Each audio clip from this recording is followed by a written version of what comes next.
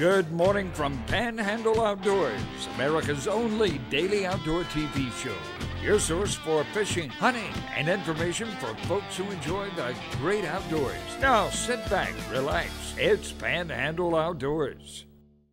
Good morning, folks. Welcome to Panhandle Outdoors in Winston, Chester. I'm so glad you're here this morning. We've got a great show lined up, some special guests here in the studio. But first, our weather brought to us by Haney Technical Center at the corner of Baldwin and Highway 77. And it's going to be 76 high today and low of 62. So we really, the last week of spring is going to really be good, but it's going to be blowing now. But we were looking at, April 1st will be Sunday. I think I mentioned yesterday it's going to be Saturday with grouper season opening down in Franklin County, but it will be Sunday. So don't be going out there Saturday and say, Coach Chester sent you to go grouper fishing, because it's going to be Sunday. Water temperature has jumped up 2 degrees the last couple of days. It's now up to 69 degrees. I'm getting some scattered reports, nothing really heavy, but I'm getting pictures. I'll show you some later of some good fish being caught and a few pompano being caught right now, but not a big stream coming in. So take a look at our river reading brought to us by Sandhill Seafood up on Highway 77 just north of Bozeman. Good folks up there and good fresh seafood. The Apalachicola River is reading right now at 8.5, and it's just flat. It has not moved up or down the last couple of days, and the future the next couple of days is not moving much either. Now take a look at the Choctawhatchee. It is dropping out. It dropped out the last couple of days, and this morning's reading a 6.7, and it's still in good shape, but the next couple of days now, it's not going to be going either up or down, so both rivers are doing about the same. The marine forecast, it's blowing again now. It's going to be the southeast at 10 to 20, and our tide chart brought to us by Kent Forest Lawn. The tide yesterday was good, today's good, and tomorrow's going to be okay, but over the weekend, there's not going to be a lot of movement. So but this strong wind coming out of the south-southeast is going to really move some water. So just be aware of that. All right, let's take a break and we'll be right back.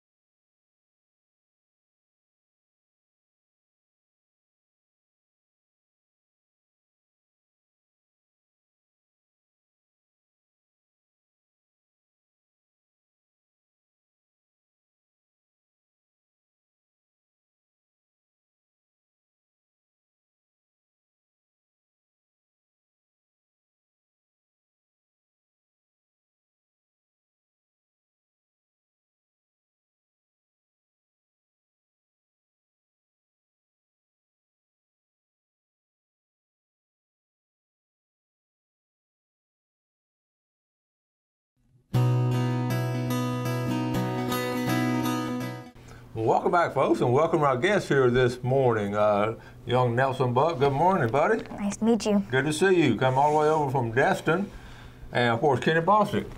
Good to see you, Winston. Glad to have both of them. Kenny's been on the show before. We're always talking about different things, and all mainly pertaining to outdoors. And I ran into Kenny the other day, and we talked about maybe bringing his grandson on the show, and here he is.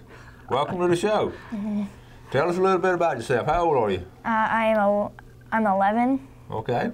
And where do you go to school? I go to Destin Middle School. Destin Middle School, and both of your parents are from Panama City, right? Yes, sir. Tell us who your parents are. My parents are Carrie Burke and Todd Burke. Okay.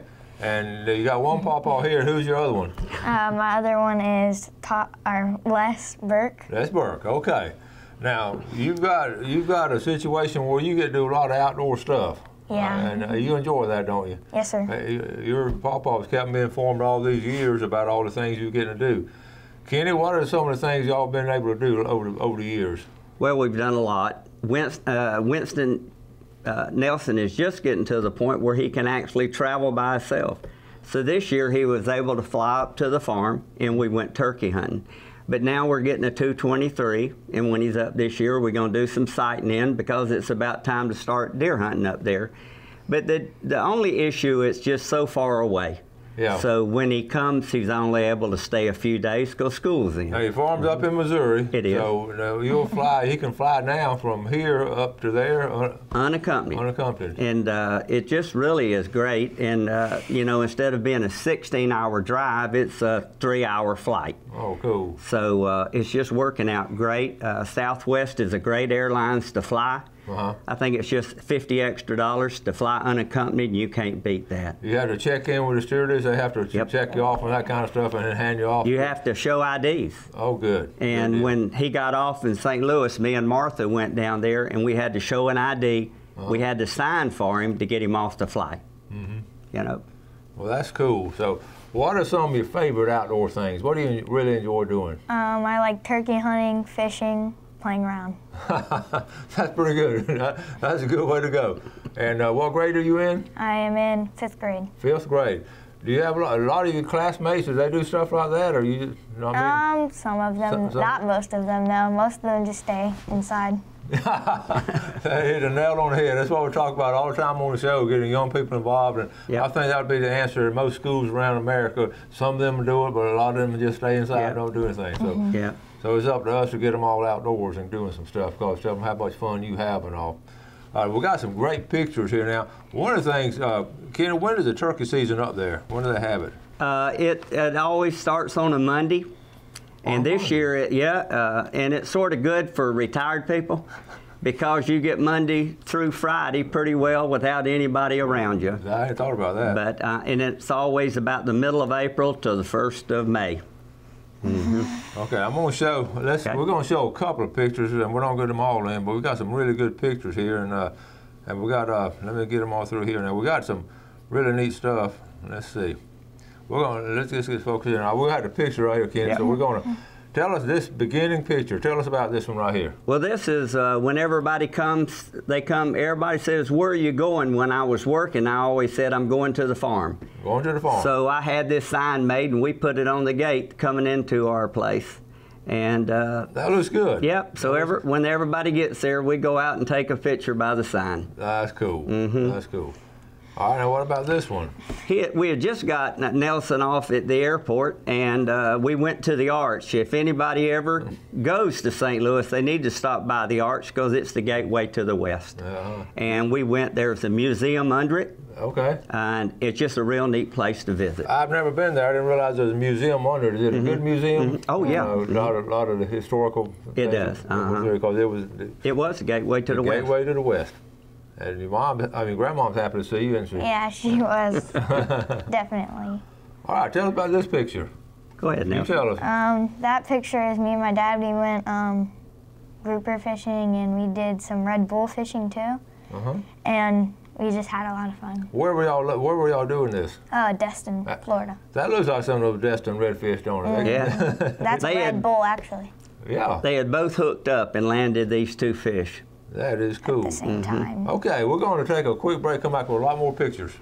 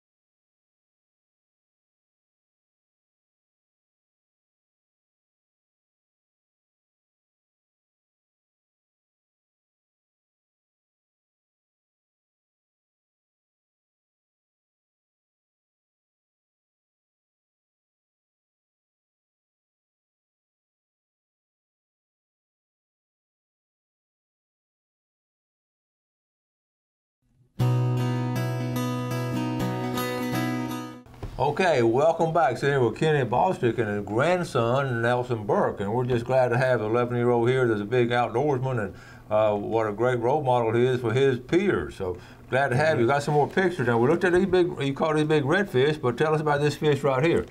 Well, that is... That's a crappie. A crappie, yeah, speckled that was perch. a crappie, and I caught that inside a pond that me and my cousin went fishing in. You have fun doing that? Yes, sir. All right, tell us about this. What do you have? Where are you right now? Where is this? That is in St. Louis, or Missouri. Okay, now what are you holding in your hand? I'm holding a morel mushroom. Now tell us about, Kenny, what kind of mushrooms are these? You know, being from here, I never even heard about them till I married Martha. And then when we bought our farm in the spring, morels pop up from the ground. It's from spores that fall from different trees, and they sprout these mushrooms. And up there, it's a big thing. Everybody goes out on weekends to look for morel mushrooms, and you clean them up and batter them and fry them. But it's just a big entertainment for people. You'll see people out in the woods all over up there looking for these morel mushrooms. No kidding. Very good. You were able to find some? Yeah. Oh, good deal. Now, what do they taste like? To me, they taste like a fried oyster. That sounds good to me. Yeah. What do they taste like to you? Tastes good. Just tastes good. That's a good answer. All right, this looks like a fun opportunity to be together. What is about this fire? Tell us about it. That is me and my cousin together out at the farm in the fire pit, just having a good time. That's right. That's all it is. You always have to make s'mores. Yeah, and just having a good time. That's what it's all about. A fire just brings out a lot of good things. Okay. What about this? That is when I shot my first turkey. That's your first turkey. What a great picture. And Kenny, I see a hay bale. I thought it was a hay bale, but look at it. It's like a hay bale blind. It is. Tell us about this. Yep, you can buy these kits on the internet. I think it was like $1.99. Yeah. And they send you the preformed metal. You put it together, and then this is a hay bale, just a cover that you put over it. Oh. But for a child or for anyone, especially if you like to videotape, you can get in it and be pretty well concealed. A lot of people up west, because you have hay bales sitting around the pastures and stuff, and you just put them out. A good way you can move in it and yet not be detected. Well, that's a great idea. Yep. You know, we have these same bales of hay around here. Yeah. And that's a great idea. Good job. Yep. Okay, well, tell us about this picture. That is when we were weighing in my turkey, and I was just looking up at my grandpa because I was so excited. You were excited, weren't you? I love that picture. I mean, Kenny, what do you think about that picture? I think that is the one of the pictures I love the best of all of them I've ever taken, Winston. Yeah. You know, I think back about an old man that had taught me how to turkey hunt, Mr. Broadnax. And when I called this one up for Nelson, I know how he felt, because it's just nice to being able to train somebody young and into enjoying the outdoors and how to call up a turkey. On this particular shot here, it was right after we first had one big gobbler that came in, and Nelson said, "Papa, I just can't get on him. He's moving," and I couldn't get him to stop. And he was a little disappointed, and I said, "Just hold on." And then all of a sudden I kept calling, and we had 3 other gobblers come in the field. And I said, just hold on, just calm down. And I think more people, patience is the virtue for hunting, for turkey hunting especially. I've talked to a lot of people this year that got too impatient, tried to shoot the turkey too far away. The best thing Mr. Broadnax used to tell me, he said, if that turkey's coming, let him get in your back pocket before you shoot him. That way you won't miss him. So, but anyway, Nelson was very patient. I said, let them separate so we don't shoot but one, and he did. He really was, and he did a great shot on the turkey. Right there in that picture, you'll see the windmill. I put up a windmill. I bought it from a farmer. So whenever we have a kill of a turkey, we weigh it, and then we take our picture beside the windmill. Beside the windmill. And what kind of gun were we shooting? What kind of gun was that? It was a 20 gauge youth model that I'd brought on the show a while back. That 20 gauge. And I definitely recommend getting a red dot scope, especially for a young person, because it gives you a point of aim. And he did a real good job. Had you target practice in it? Do you do any kind of target practice? Yeah, I do target practice. That's a good... Up there in the farm, and there's also shooting ranges that I go to, and you can just practice all you want. What kind of target you practice at when you're shooting at the shooting range? What do you put out there? Just Hens or turkeys or what? We take an old corn sack or just any sack and draw a silhouette of a turkey's Very head. good. Yeah. And he did real good. We patterned the gun, and then when we went out there in the field, we used different loads.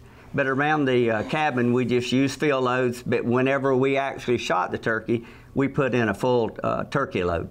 And he just did a great job. Well, that's a good deal.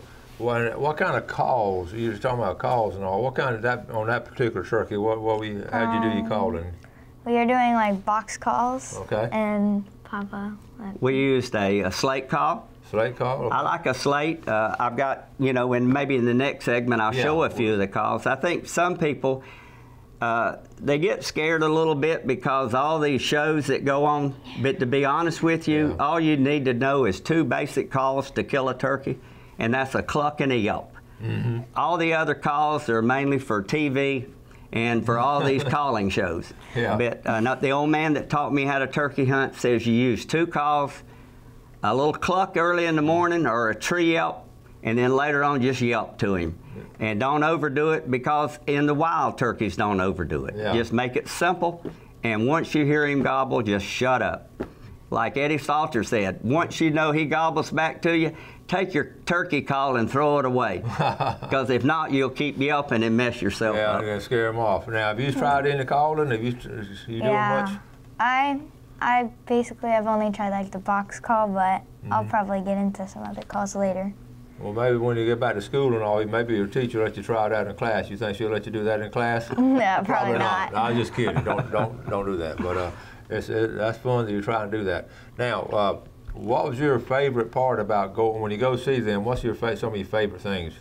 Is it the food or getting out in the woods, or what is it? It's probably getting out of the woods, #1, and seeing family is probably #2, and just being up there is probably #3. That's a good answer. Yeah. That's a good answer. I love that. Okay, we're going to, I guess y'all do, Martha does a lot of cooking and all. Oh boy, she loves to cook. Yeah, I know she does.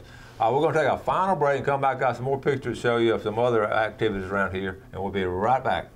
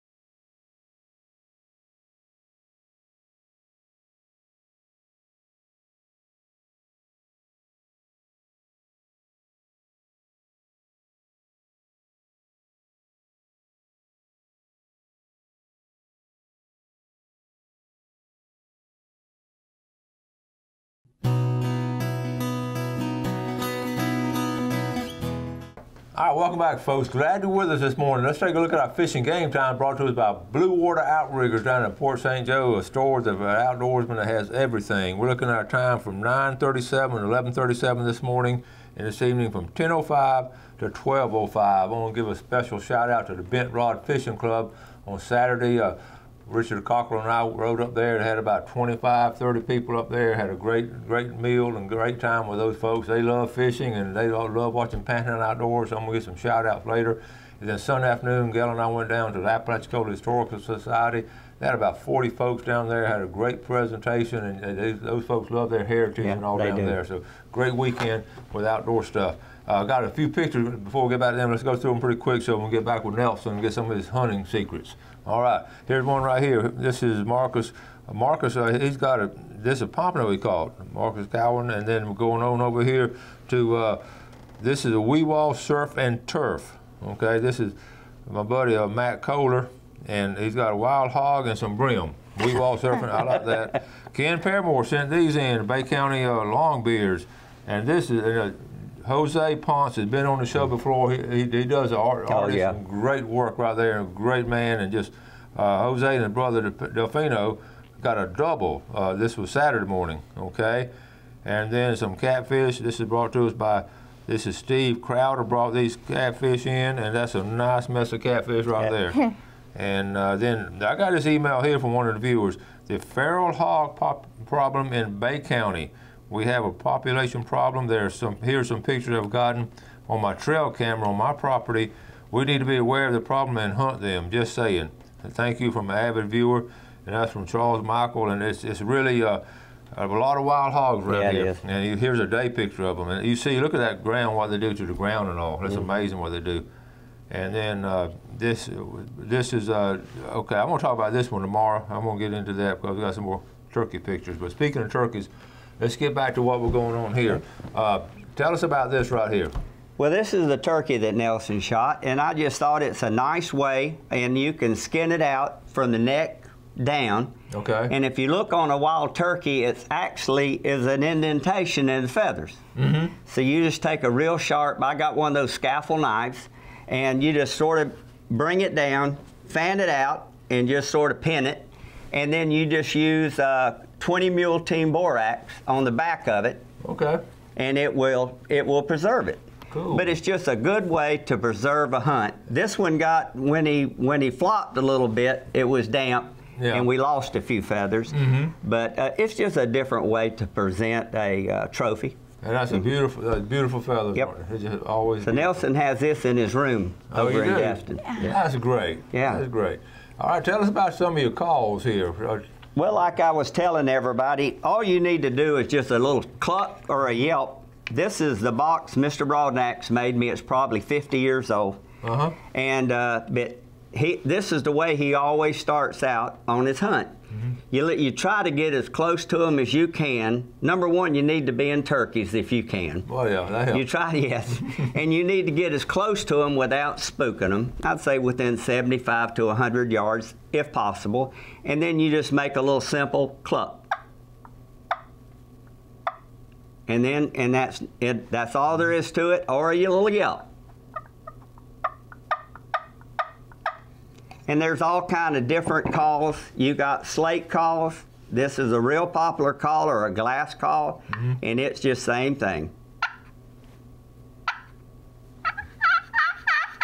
What do you think? Well, that's pretty good. You know, and then a fella here, Ronnie Groom, years ago had a fella, Billy White, that came down from Alabama, and this is a box call that he makes. Yeah. He still makes them. But he came down here with the wild turkey when we had conventions years ago, and we had different people. And I met a lot of your older turkey hunters that are passed on now. Ben Rogers Lee, he was a great turkey hunter. Yeah. He passed away. Dick Kirby, big into turkey hunting years ago. But Winston, what really gets me is back then the old timers took time with the young guys. Yeah, yeah. You know, they would stop what they were doing, and they would get a call and work with you. And it just means so much, and I think all of us need to do that with more of these young folks. I'm just very fortunate that Nelson likes to come up and he wants to go hunting. But this is just it's just a little box call. What's nice about a box call, if it's real windy, you can if it's out there. It'll get on out there. That's true. But it's not a whole lot to it. You can do other calls. You can cluck. You know, I mean, you can cackle and different other calls. But the main calls that a wild turkey uses, a cluck or a little yelp. Right. And never yelp more than 3 times. Well, that's great. Thank you for bringing all this stuff. And I've got another minute or 2 left. Okay. Now, so you got to start back to school, haven't you? You back in school and. Yes, sir. You ready for the summer already? Yeah. Well, what's your summer plans? You got any big summer plans? No. You gonna fish some, you think? Yeah, I will. You gonna fish Definitely. some? Catch some more of those redfish. And y'all headed out to Missouri? Yep. We leave April 11th. Okay. Their season opens the 16th of April, and it runs only up there. It only runs for 3 weeks. 3 weeks. You can take 2 birds. If you shoot your first bird on opening day, that's a Monday, you cannot shoot your second bird till the following Monday. No kidding. And it's mainly to give everybody an equal opportunity the first week. Well, I did not know that. That's and a good 2 rule. birds for the limit. I like that. I like that rule and all. Okay, well, you're 11 years old. And getting to hunt with your grandpa and fish with your grandpa. Yeah. And your dad, too. Does your mom do much outdoor stuff? Does she take pictures? Yeah. Now, do you My have, mom likes to just be outside, but she doesn't exactly do all this stuff. you gotta be outside though, don't you? That's good. What kind of boat do y'all have? A boat? Do you have a boat? No. Y'all just fish from. Friends. That's the best boat to have. I always remember that. The best boat to have is a friend's boat. Yeah. But always help them clean it. Nelson just got back from snow skiing. You've been snow skiing? Went to Colorado. How was that? That was fun. It was? Good deal. Well, we're going to have to get out of here, and I know you're going to have to go to school and all. Kenny, thank you for bringing them up here this morning. Thanks, Winston, for having us. Thank you. Are you awake now? Yeah, I'm When I first awake. saw him this morning, I said, "Are you sleepy?" He was real sleepy. Glad to have y'all. Folks, thank you all for watching Panhandle Outdoors. We appreciate the viewership, and always do something good for your fellow man, help these young people out. You have a great day, enjoy the outdoors, and God bless.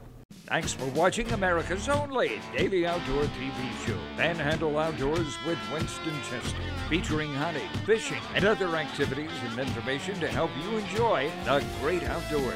Join us next time for Panhandle Outdoors.